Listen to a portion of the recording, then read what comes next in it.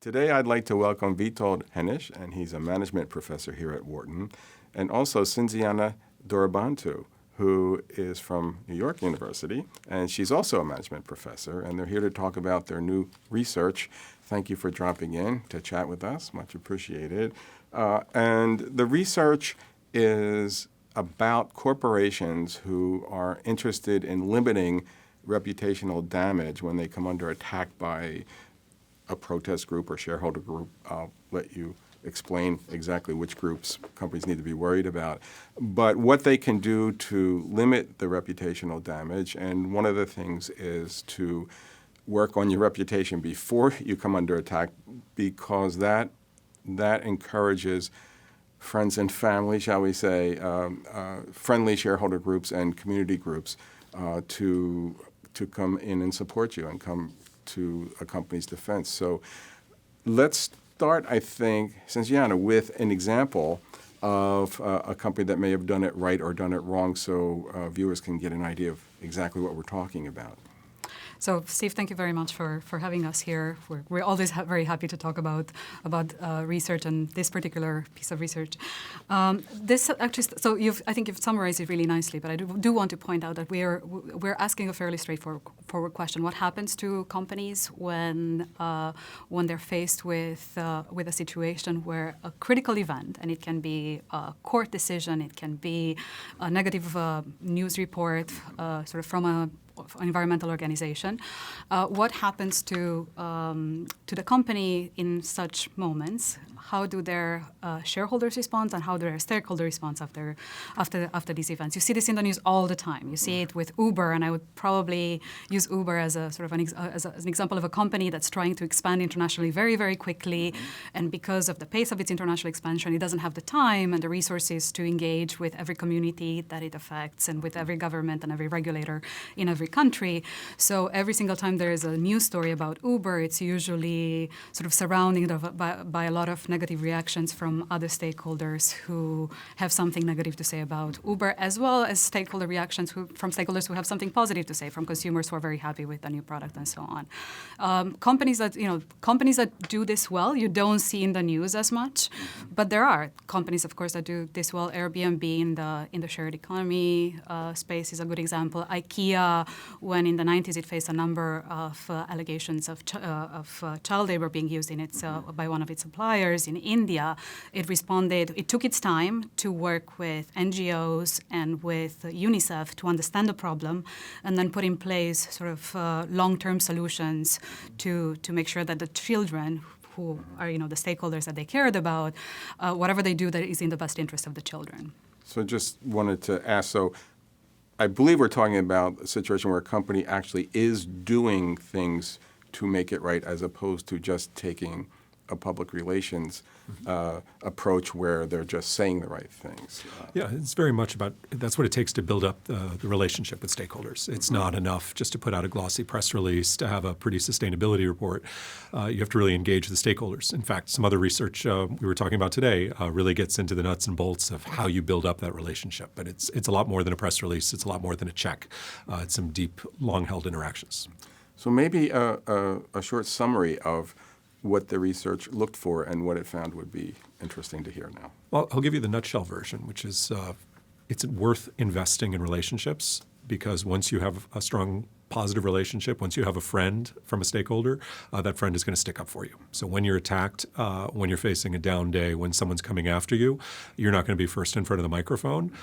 Ideally, your stakeholders. The IKEA's was Save the Children in IKEA's case that Cindy talked about. They're the ones defending you against the allegations of a human rights abuse. The community members are talking about how it's our mine, it's our factory, we don't want it shut down. So we're getting someone else in front of the microphone to be what one could call an upstander or an advocate for the company.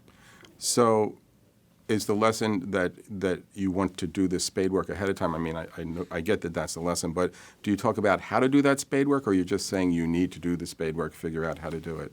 In this particular paper, we we take these relationships as given, Okay. right? So we're saying we're comparing firms that have good relationships with their stakeholders Okay. and with firms that don't, and we're doing this at the individual stakeholder level. So we're looking at every single stakeholder, and the stakeholder can be a local community, the stakeholder can be an NGO or an activist group, it can be a mayor, a governor, a regulatory agency.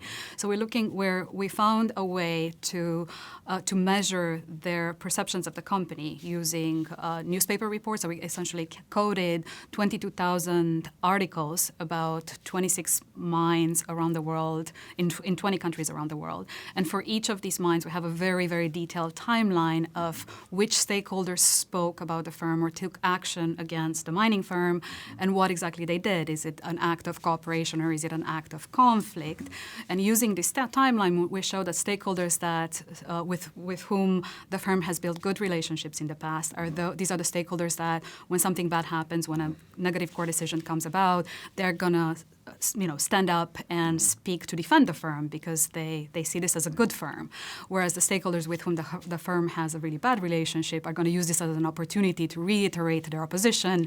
And before you know it, you have sort of a series or a chorus of voices for firms who have really bad relationships with their stakeholders. You have a chorus of voices, uncoordinated voices, but what the public hears in the media is this sort of chorus of voices all speaking negatively about the firm. And that's how, that's the making of a crisis in today's world. So And are there the other- follow-on, Yeah. and just in the second part of the paper, we show that it's those choruses of negative opinion that contribute to a collapse in shareholder value. So we can look at a similar set of critical events, about 160 in total, and the ones in which you see this negative chorus of opinion are the cases in which shareholder value collapses.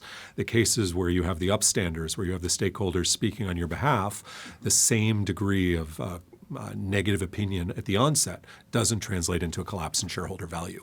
So it's not just this is a good thing to have, it's a nice to have. It actually contributes to the protection of shareholder value. So that's obviously a key takeaway. And as you were just giving us another one, are there others that would be sort of bullet point key takeaways from the paper that we could talk about?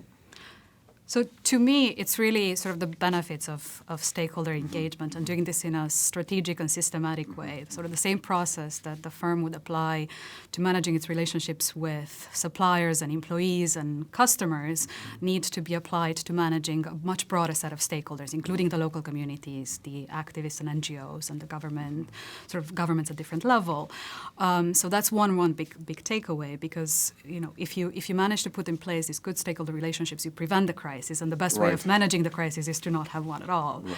But I think another one that was to me very interesting is how in today's sort of era of increased transparency or information availability, you don't need to have explicit coordination among stakeholders to end up with a social movement against the firm. And here's what I mean by this. If you start with a negative court report, these things happen, things get litigated and there's a decision.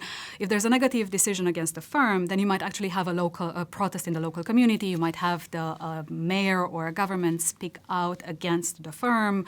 You may have broader mobilization by activists. And these different stakeholders, they never coordinated. They never got on a conference call or using an email distribution list. What happened actually, they were using information available in the public space, in the media, to Social media. and the social media, of course, right. to synchronize their reactions, and these independent reactions all started to sort of sound like a concerted voice against the company. And at the same time, I imagine social media can also be that early warning system, the canary in the coal mine, right? If companies are monitoring it and they can see what some problems are that might be brewing, it gives them a chance to go in and fix them, not just sort of PR them, but to actually say, maybe we need to be doing some work in this area. Exactly. I think one of the managerial takeaways is the need to invest not just in the relationships, but understanding your stakeholders up front. And so you need to gather that data, whether it's, in other work, we argue about the importance of actually meeting and talking and building these relationships with in-person contact, but monitoring them on social media and in the print media, being aware of what they're saying and what drives their behavior is obviously very important. So save yourself a headache, but more than a headache, or in addition to a headache, save yourself save your stock from taking a big hit. Right. Yeah. Yeah. Again, invest in these relationships. The same way you invest in physical capital, the same way you invest in human capital, invest in relationship capital. And you talk in the paper about the value of information signals, which I think you've been sort of talking about here. But is there something specific to say about these information signals that you haven't already covered here? So they have been in other research by other scholars has shown that our information signals coming from the media and from stakeholder reactions are important to managers because they can foresee a crisis. They're important to investors because again they can foresee some problems to the future cash flow of the firm. We show with this paper that they're important to stakeholders to synchronize their reaction in the way that doesn't require explicit coordination among them. But I think if I were to push that to a managerial implication, I would say to managers and their teams, it's really important not to wait until they see something already kind of coming together and forming like a social movement. They should really understand that, again, in today's world, almost any event, any statement, any action can easily escalate into something much bigger, into a broader crisis because of these dynamics that we observe in our research. Yeah, I think just to add to that, I think there are two different ways these critical events can escalate. And both of them, I think, catch managers by surprise. One is that when you have the allies, it's not just that your allies discount the negative information, they can actually rally to your defense. So it's really worthwhile having them. It's not just that they say, oh, this doesn't matter, I don't believe this, who are these people making these accusations? They'll actually stand up and defend you. So it's more than discounting the information signal, it's reacting to it. Positive reinforcement. Right? And on the other side, negative information, as Cindy was pointing out, can really set off this cascade. So it can be a lot worse than the initial news story. It can blow up and spiral out of control when you don't have the relationships. What company failed in all of this? And can you think of a good example where it went really south and could have been avoided? In other words, it's one thing if they were doing some things that are going to be perceived by the public as negative, and there's no way to spin that really. But maybe it was really a little bit misperceived by the public in some way, and they missed the opportunity to. I think I heard you say as we were chatting ahead of time to. The time for crisis management is a year before the crisis, right? Can you name names? I would use two examples. So I brought up Uber a little bit at the Yes. beginning. It's something that I'm doing in current research, ongoing research. And I think Uber will defend the speed of its international expansion based on the business model. They need a lot of drivers on the road in order to make the riders happy. They need a lot of riders to keep the drivers happy, and it's that need for sort of critical mass on both sides that explains the speed of their expansion. And because they are doing things so quickly, they don't have the time to build these relationships. Relationships take time, right, between people as well as between companies and their stakeholders.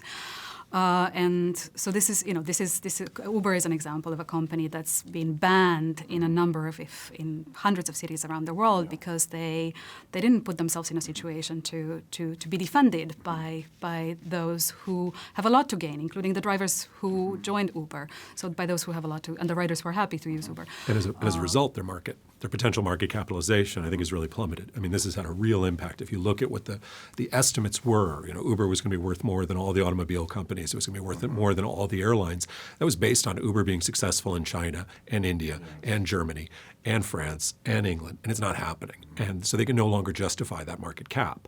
It's really material to current owners, potential future shareholders, to the future of this company, that it's had these missteps up front.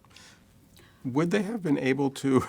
So developing relationships takes time, and if they had invested that and taken the time, would competitors have gotten a jump on them? I mean, it's sort of a, how do you? What can you do? You're kind of going to like take a hit in some way either way. If you talk to someone from Uber, they will always say that this was the only way, right? Because they needed to be the biggest player in the market, and they didn't have the time to, now First mover and all of that. First sort of mover everywhere, and the biggest first mover, and as a result of that, hopefully the biggest player in the market. And because of that, I didn't have the time to build these relationships. Is it going to backfire? I think very much so. Is it likely that that some of the competitors who maybe took things a little slower and build these relationships, they were second in the market, but they understood, they observed the problems that Uber was having and tried to address them by lobbying the regulators a little bit more and talking to the taxi drivers who are affected and seeing how they can actually sort of find a solution that works for everybody.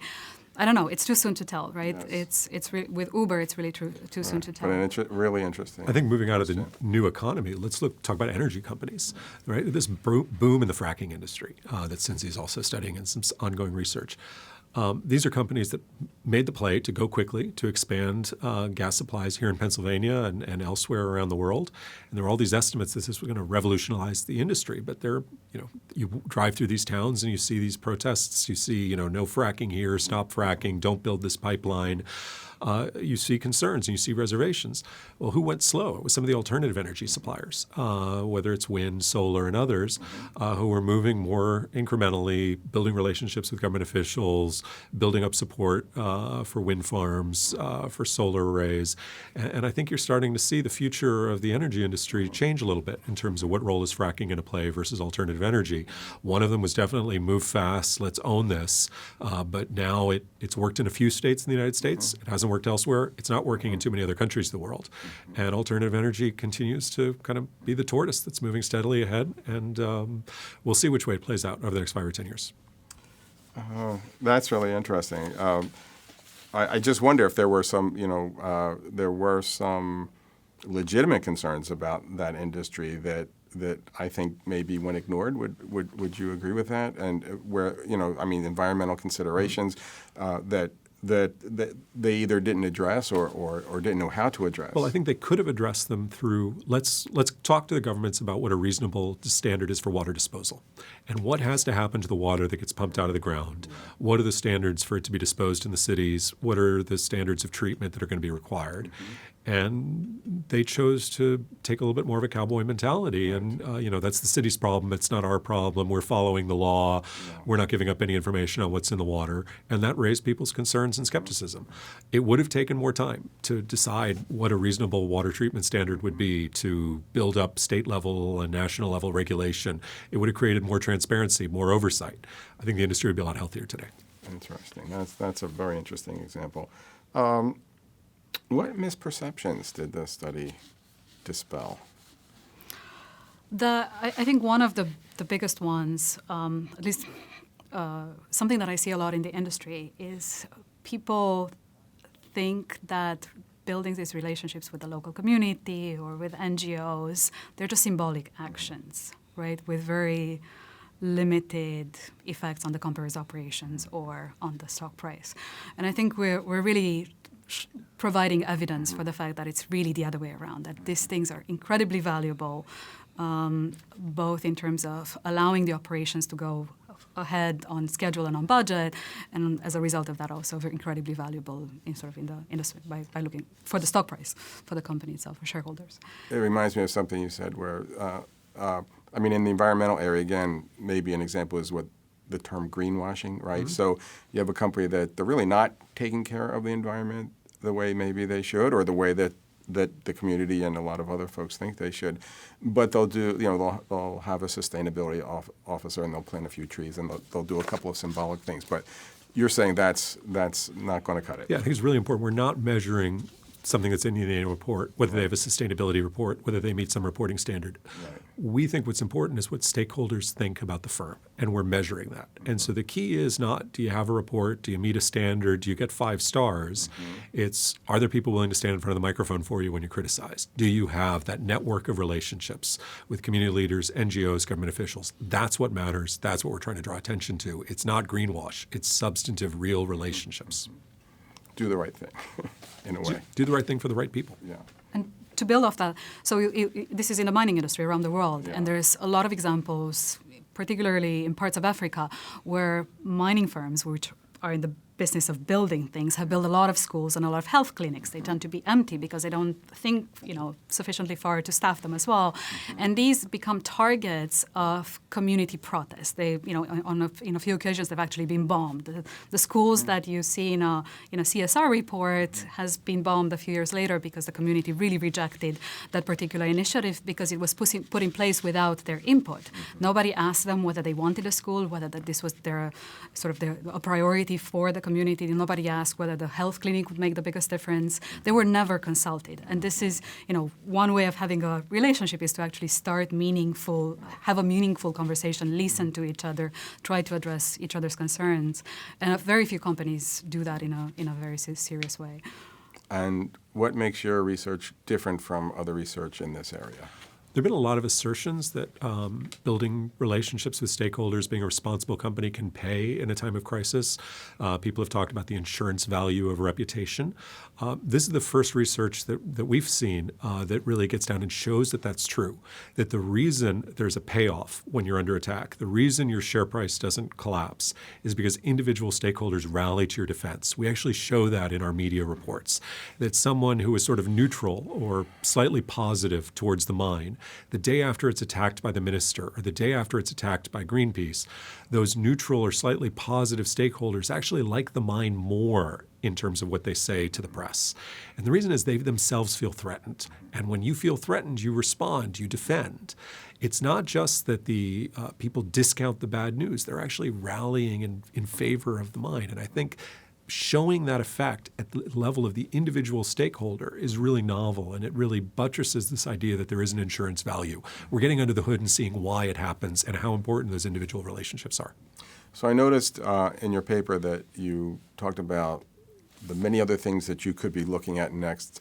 So tell us a little bit about what you might look at next, or what are some of the more interesting things that this opens up for new research? So we're continuing this line of research by having with new research that looks at the importance, sort of the timing of stakeholder engagements. So now we've sort of I think we've had a couple of pieces where we've looked at the impact in terms of financial impact and impact on stakeholders' reactions. Now we're actually trying to see how can you build better relationships with your stakeholders, and we're doing this in a couple of ways. I'll mention one. So in one, we're looking at the benefits of doing this proactively. I think one of the biggest differences in terms of leaders and laggards in this in today's world in many industries is this timing issue. Some firms have become better in terms of thinking about their stakeholders as they strategize about their operations and trying to understand who they are, where they are, how they are affected, what they care about, what they might say, and essentially go to the stakeholders, if it's a local community, go to the local community and initiate a dialogue, hopefully an ongoing dialogue, to try to address these issues from day one. Right, and if you do that, and if you do that well, then you're likely to be in a much better situation down the road. Right, this is where you address a crisis a year before it happens, and you're not going to be in the news. And if something happens, you're going to be given a chance, either the benefit of the doubt, or you'll actually be defended by your stakeholders, and you'll be given a chance to address every single issue in a way that allows you to have a meaningful solution, which is probably also a collaborative solution. So. All right. What haven't I asked you that would be important for everyone to know? I think one of the things, people are often surprised that we study the mining industry and that we're drawing insights on what constitutes good stakeholder engagement, good corporate social responsibility practices from the mining industry. But there's a reason for that. The mining industry made some massive mistakes. These firms that we're studying, or firms in the industry, wrote off $1 billion of capital. And I guess we'd encourage people to try to learn from their mistakes instead of repeating them. Most of the firms we're studying didn't adopt better practices, better processes until a disaster occurred. And they learned from their mistakes. I think the reason we're studying this industry is they have learned, and other managers should try to learn from their mistakes instead of repeating them. Thank you very much for coming in. Thank you. Pleasure.